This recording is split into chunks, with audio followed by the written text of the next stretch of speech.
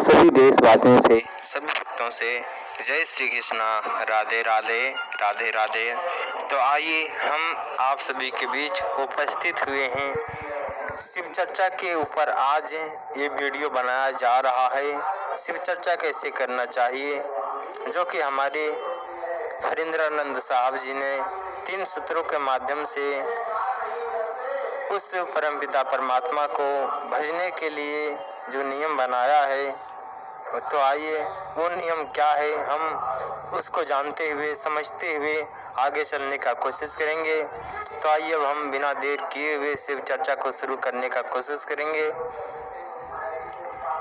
देवों के देव महादेव महेश्वर शिव गुरु के चरणों में प्रणाम, जगत जननी माता भवानी के चरणों में प्रणाम, इस कालखंड के शिष्य हरिंद्रानंद और नीलम दीदी और सभी गुरु बहना गुरु भाइयों के चरणों में प्रणाम। हमारे हरिंद्रानंद साहब जी ने 3 सूत्र दिया है, जो कि पहला में दया मांगना, दूसरा में चर्चा करना और तीसरा में नमन करना है। तो दया कैसे मांगना है? हे शिव, आप हमारे गुरु हो, हम आपका शिष्य हैं, हम शिष्यों पर दया करो, हम शिष्यों पर कृपा करो। क्योंकि हरिंद्रानंद साहब जी ने दया मांगने के लिए कहा है, लेकिन हम भगवान से कृपा भी करने की कोशिश करें। क्योंकि जब भगवान दया तो करता ही करता है, लेकिन भगवान जब कृपा करता है तो कृपा का कोई तोल मोल नहीं होता है। इसलिए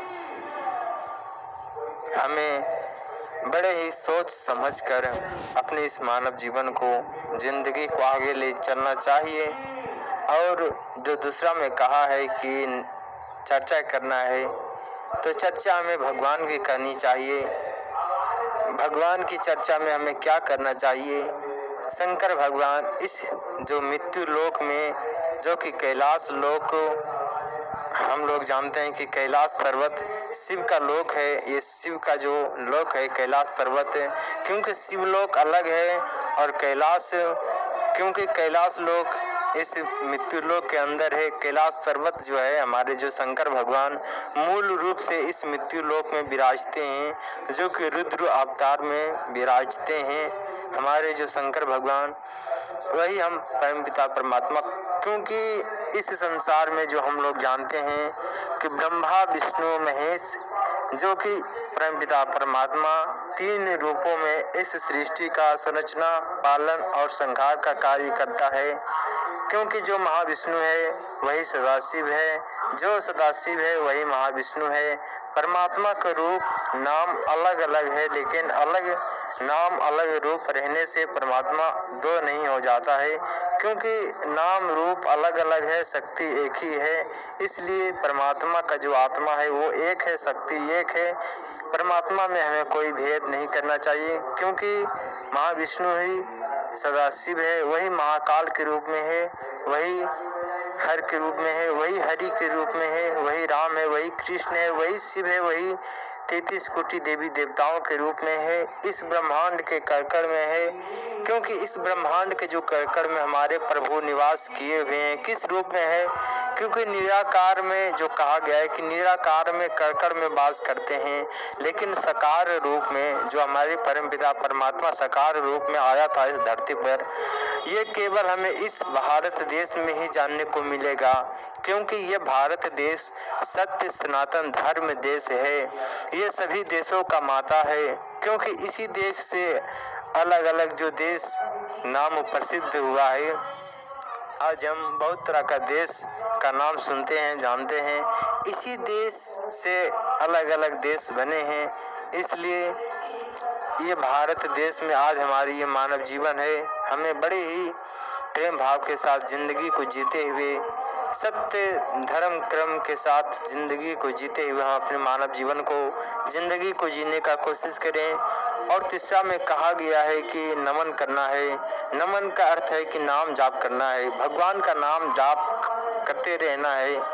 तो इसमें हमारे तुलसीदास बहुत ही सुंदर बात कहते हैं कि राम नाम जपते रहो जब तक घट में प्राण, कभी तो दीन दयाल का फनक पड़ेगा कान, फनक पड़ेगा कान। बहुत ही सुंदर बात कहते हैं। हमारे हरिंद्रानंद साहब जी ने जो कहा था कि तीसरा में भगवान का नाम जप करना है, नमन करना है, तो नमन का अर्थ होता है नाम जाप। हम भगवान का नाम जपते रहें।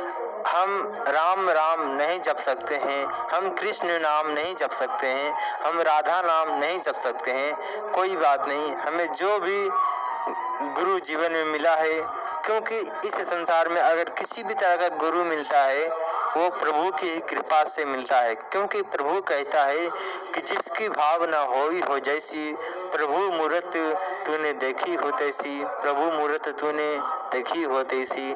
जिसकी भावना जैसी होती है प्रभु की कृपा से उसको इस संसार में उसको मिल ही जाता है।